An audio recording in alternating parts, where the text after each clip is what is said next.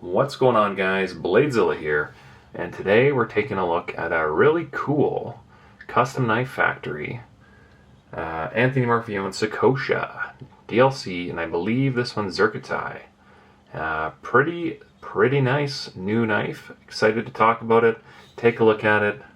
Flick it out. The action is just banana lands on this one. Really good. And how good does that knife look? Oh, I've got a couple of these. I've got some other ones that are going to be full black going up on the site as well. But figured I would at least grab one of them, do a quick video on it, do some measurements, do some weights, as the information on it that I have isn't a ton. So we're just going to have some fun with it. So sit back, relax, grab a coffee, tea, pop, beer, whatever, soda, and whiskey, and we'll have some fun here. So as a reminder, guys, check out BladeZilla.ca. That's my website out of Canada, so anything that's on here in stock is ready to go in Canada. Just added some ProTech, some Dragon Scale Malibus, another CKF tractor, super sick knife. We're kind of dipping our toes a little in Kunu as well, and then obviously tons of Shirogorofs and all that good stuff. So anyway, BladeZilla.ca. I don't need to do any more shoutouts than that, so there you go. Let's get some measurements on this bad boy. Alright, let's take a look and see what kind of measurements we're looking at on this bad boy. So overall length, we're coming in at 8 3/8. I guess beyond the glass breaker, you're kind of a little over 8.5, 8 5/8 almost. Blade length, kind of about 3.5 sharpened, and I believe they're calling it 3 3/4. I'm assuming to the center of that choil. Handle length wise, what do we got here? 4 3/4 roughly. So really good size, really good size, and very well done. On the weight side of things, let's grab that as well, because it feels a little heavier or heftier. It feels tactical, so I'm assuming it's got to be around 5 ounces or so. Yeah, something like that. So let's get this. All right, any guesses? I'm saying 5-ish. 5.3? Oh, close.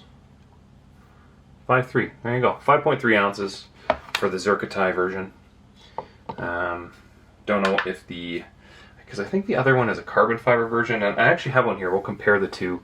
Actually, we'll do that right now. We'll compare the two because it is a good looking knife as well, and figure why not at least give it a little bit of show and tell. So here you go. Alright, here we go. There is I believe they're just calling this carbon fiber, like black on black. And looking at it now, it probably would have been the better choice of the two to do the video on. Just looks, the light's not freaking out on it. But anyway, so that is the black on black. We'll just do a quick look over this and I'll put it back away here. Really quite nice. Same knife, just a little bit different. So there you go. I love the Murphy in there. Little badge of honor on the tip. That's nice. So there you go. There's beautiful action as well. We'll do some side by side. And we have two identical knives, so we'll see what the size difference appears to be. As I always say this in video, anything closer on the bottom does look a little bit bigger. So there you go. Identical knife. And that's the ratio we're looking at, just a little bit difference. I try to line the pivots up. But, there you go. So I'll put this guy away. And like I said, I've got a few of these that are going to hit the site at some point.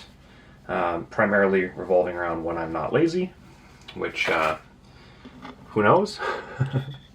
But in the sake of kind of expediting this video and not dragging this on for 45 minutes like the last few have been, I'll try to cut to the point and kind of just take a look at it. So, as I mentioned, it's an Anthony Murphy design, and CKF made it.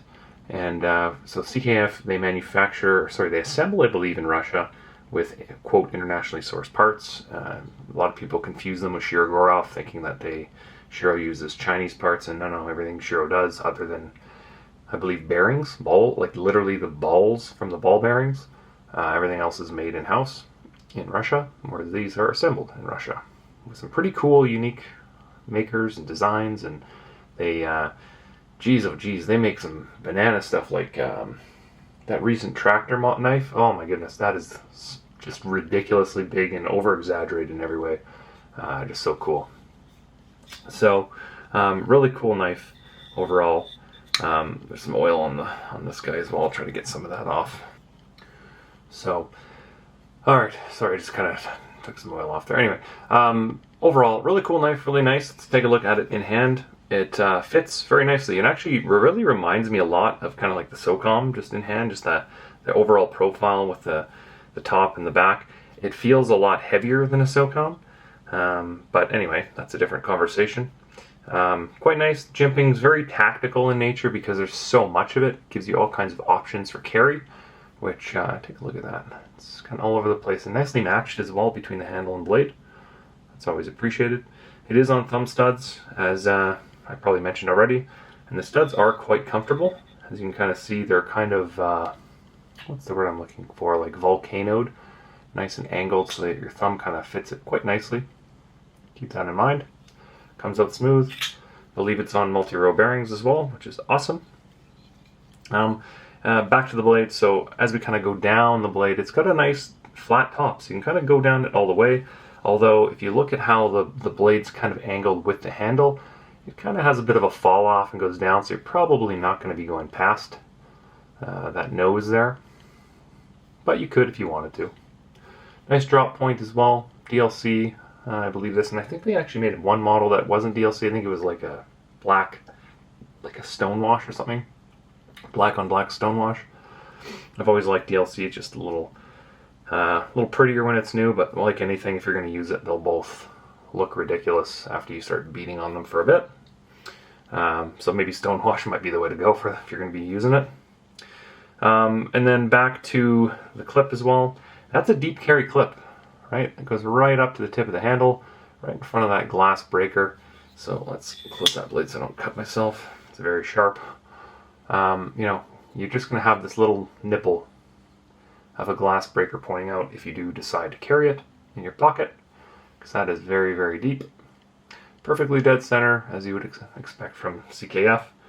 Silky smooth action. And what I'm trying to look at here, more than anything, are these two screws. So that's going to be your, kind of like your liner lock attachment. Would have liked to see that kind of hidden under the clip a little bit, but can only do so much based on where I can actually put those screws. But it would have been cool to see that. What else inside? I see some pretty big pockets of skeletonization kind of hiding in there. Yeah, we can see that. Maybe looks better underneath. No, makes it worse.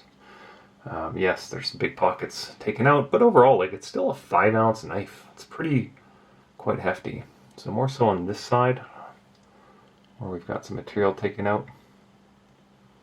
That's cool. That's always cool. And then, you know, you've kind of got that Morpheone vibe to that back. Like, that's just kind of tactical in nature, but dressed up with the zircotie. Now, I believe this is an M398 blade. I don't know. Oh, there we go. M398. It's even written on there. So there you go. Silky, silky smooth action-wise. There's not a whole lot to talk about with this one. The glass breaker, I don't know if you can actually take that off. You might be able to, just based on how it's external to the clip. I don't know if you can kind of unscrew that and then reattach it. Does anybody know? Maybe people know. That might add a little, take off, you know, 1/4 inch or 1/3 of an inch of length, but then you'd still need a cap on there. But based on looking at that, I don't know why you couldn't take that off. And there may be as well. Let's take a look actually what comes with this knife, because in the bag there's always all these goodies, and I always get asked to talk about what's in the bag, and I never actually look. So let's just move that to the side here. And this is what comes with most CKFs. And let's see if we have any goodies that are... So we've got full hardware. Jeez. I don't know if we can see this or not. We've got full replacement hardware, full bearing set. That's pretty sick. Multi-row bearings. And then, do we see any screws for that? 1, 2, Yeah, I'm not too sure if it comes with anything that would replace that glass breaker or not. But anyway, pretty cool to see, you know, a nice little feature, right? Because like with a Shirogorov, which I love, all right, by the way, this is not a knock at Shiro. You know, it doesn't come with anything, basically. So when you get a knife like this, you know, maybe you're 2 years into ownership and you're like, hey, you know what, I need new hardware. And they don't have any. Are very difficult to find. And, you know, with Shiros, you have to actually buy the hardware kits, and they're not crazy, like $80. But this, you know, it comes with that full hardware kit, which is always just so cool to have as an extra. That's a nice add-on. And bearings. Keep that in mind, and bearings. That's so cool. So what else can we kind of point out here? So we've got some humongous hardware, as I mentioned, which is also DLC. It looks to be like T25, maybe even bigger, maybe T30. That's a big Torx bit. And then probably T10s, kind of sandwiching the handles together. I don't know how the Zerk is held in place. I'm assuming it's bonded internally. Or, sorry, underneath. Because it would not be screwed in from the bottom. That would be weird. Let's take a look at the actual locking mechanism. So it is a liner lock construction. Really solid feeling. Man, they did not miss an inch on the DLC in this thing. It's everywhere. Beautiful. I'm just looking. So one of the pieces I saw was that in there. That little, I don't know what you'd call that. But that little spacer, I guess, between the handle. That's a nice little touch to add. Because you've got the hardware, right? You've got the hardware holding the blade together, so you're going to have a spacer in there, but they're also putting that extra spacer back in the handle to add some rigidity to that handle. That's very nice. Nice little feature to do that, because you don't really need that, but it's there. But yeah, action, really light, really smooth. It's not elevated as well. I always like to show it on the Shirogorovs. Let's grab my Hattie. Did I move my Hattie? Did my wife steal it? I always like to show on the Hattie how when you roll this, you can kind of see how the lock is actually raised right here, right? So your thumb finds it a little easier. So that's when I say, is it raised? And it is not on this. That's you know, Marfion, that's their design. They tend not to raise that from my experience.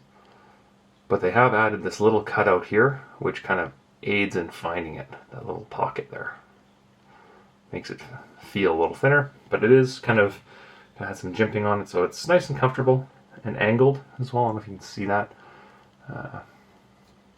It is angled, so that's cool. Quite nicely done. Action, ridiculous. Ridiculous action.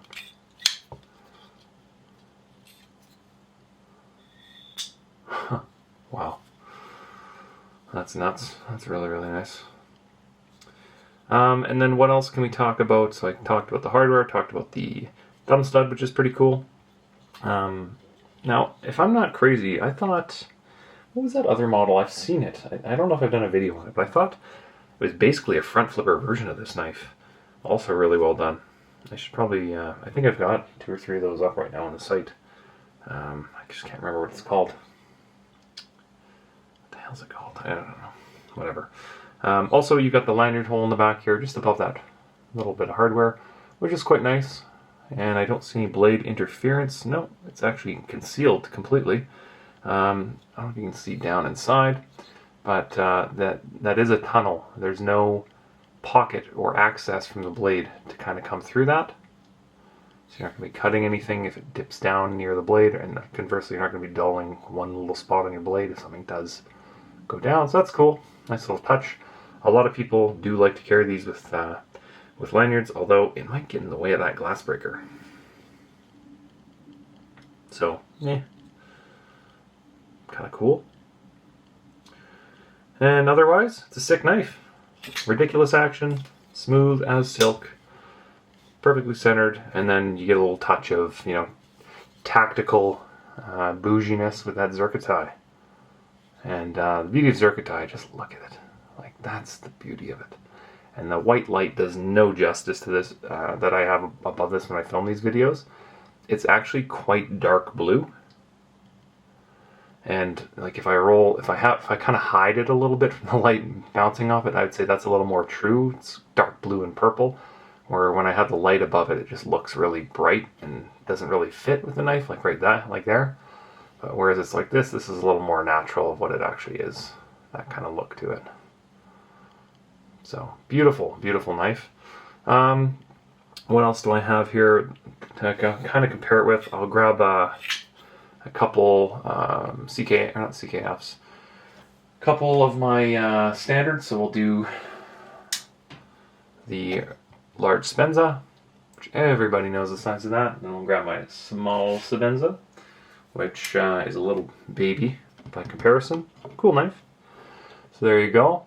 There's your large and small. I would say it is obviously much more close to the large Spenza, although the large Spenza might be actually a little bit by like maybe a quarter inch, a little tiny bit bigger. But look at the depth of the blade. That to me is the huge tell. I also have a Zon here, which seems to never make it on the channel for some reason. There's your Omnizon. Also super sick knife. This one's an S45. And do we want to do a... Where's my EIs? No, I don't have that. Let's do this one. There's your Quantum. There you go. Couple nice size comparisons. Everyone always likes them. And we're not going to do anything. That's fine. I could do a neon as well. Let's make that one look bigger by putting it down low. And we'll put a little baby neon up top. So there you go. For my Shiro fans, there's your size comparison. Pretty awesome. And we'll do a stellar, just because I can. And why not? Everyone loves a stellar. Awesome knife. So there's your three. Three Shirogorov sizes. Obviously not a 111, but don't have a 111 in the case with me right now. But sorry about that. Really, really nice, nicely done. Really good ergos. Really tactical in nature. Super, super solid. And some really nice built-in features with that glass breaker, the deep carry clip, which I didn't really talk about the ergos of it. It seems to actually work really, really nice as well. That's going to not chew anything up. Nice big opening on there. That's what she said. And that's going to not chew anything up. So really nice. Really nicely done for CKF. Well executed Marfion design. Definitely a fan of this.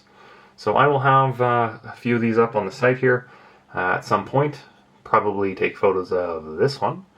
And have it up here shortly. Anyway, check out BladeZilla.ca. Follow me on Instagram, TikTok. Throw a thumbs up on the YouTube video that you're watching right now if you've made it this far. And subscribe. So I'm trying to do every Monday, Thursday. I think I have like a year under my belt now of every Monday, Thursday at 5 a.m. Mountain or 7 a.m. Eastern, where I'll have full-length video walkthroughs of some stuff. Could be old designs, could be new, could be upcoming. I even surprise myself with what I put on the channel, so there's no real rhyme or reason to it. But yeah, check out the site, BladeZilla.ca. Otherwise, enjoy this wicked knife. Have yourself a fantastic week, and we'll talk soon. Peace, guys.